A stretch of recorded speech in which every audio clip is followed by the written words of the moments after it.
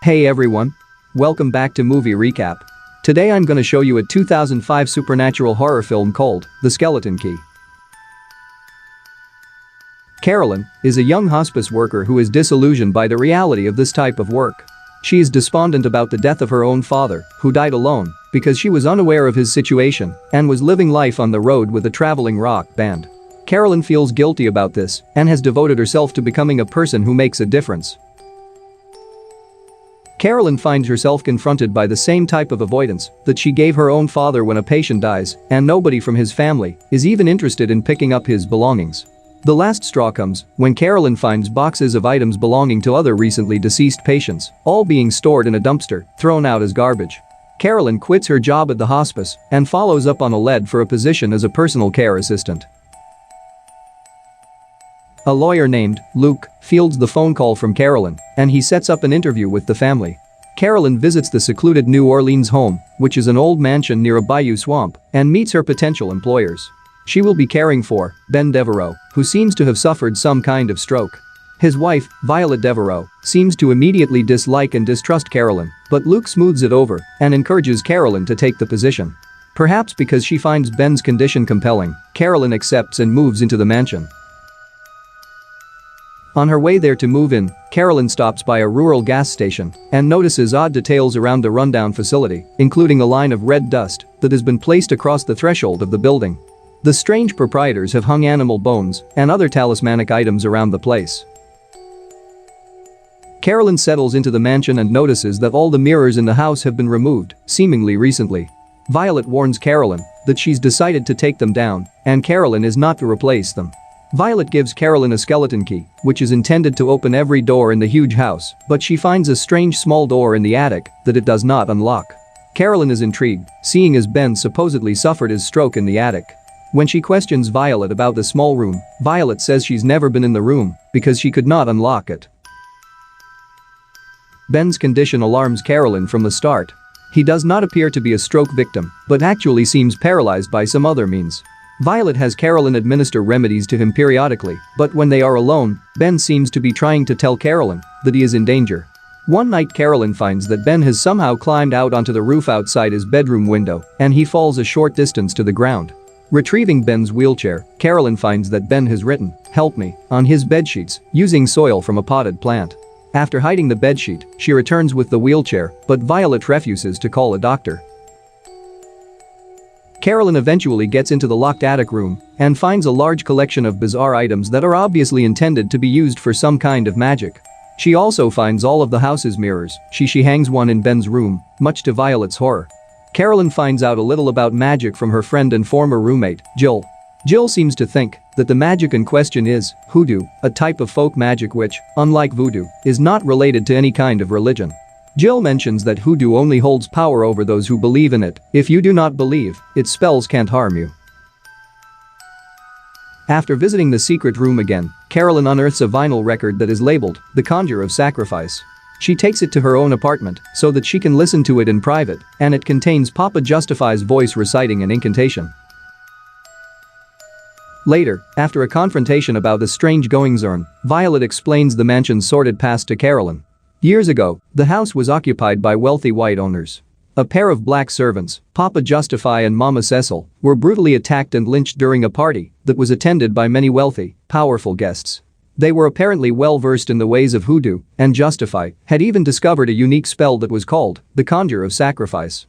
Justify and Cecil were discovered in the attic conducting a magic ritual with the two small children of the house, and the party guests reacted by dragging them outside, hanging them from a tree, and burning their bodies.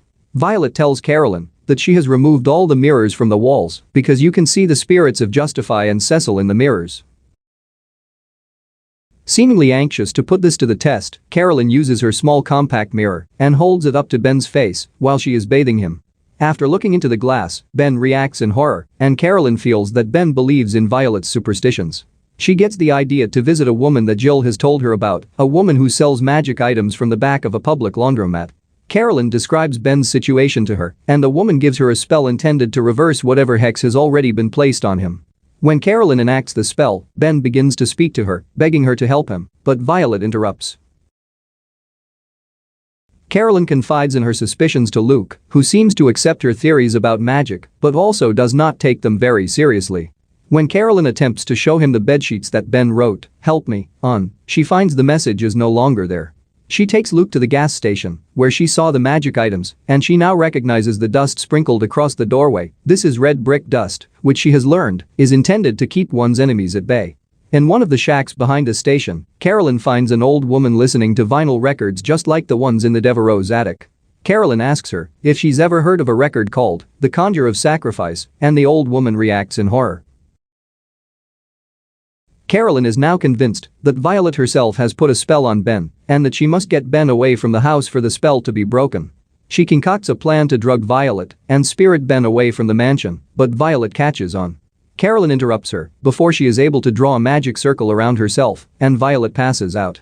Carolyn gets Ben and tries to escape in her car, but Violet awakens and recites spells that keep the car from breaching the locked gates of the house grounds.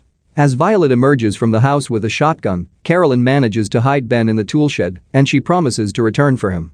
She then escapes through the swamp in a rowboat. Emerging on another shore of the swamp, she hitches a ride back to New Orleans and goes to Luke's apartment just as he gets a phone call from Violet. When Luke goes into another room, Carolyn rummages through his desk and finds a skeleton key from the house, as well as a few items from the secret room in the attic. Luke suddenly appears behind her and strangles her until she is unconscious. When she wakes up again, she is bound and gagged, and Luke is driving her back to the Devereaux mansion. Violet meets them and tells Luke not to scratch her up any more than she already is.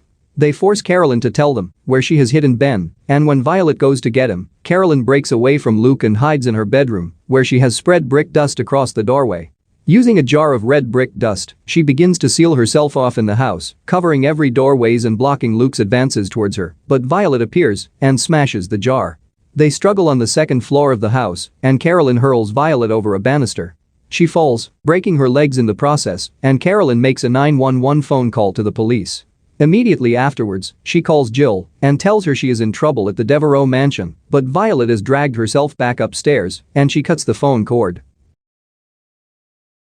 Unable to leave the house, yet because of Luke, and trapped on the second floor by Violet, Carolyn runs into the attic. Using a schematic that she snatched away from Violet, Carolyn draws a magic circle around herself, using sulfur, chalk, blood and hair. This is the circle in which the conjure of sacrifice takes place. Violet drags herself into the attic just as Carolyn finishes the circle. Carolyn feels as if she's safe in the circle, but Violet tells her, "Who did you get that spell from, Carolyn? Wasn't it me?" Carolyn begins to feel as if they wanted her in this circle after all. Violet unveils a full-length mirror and advances on Carolyn with it, while Carolyn says over and over, "You can't hurt me, I don't believe. I don't believe."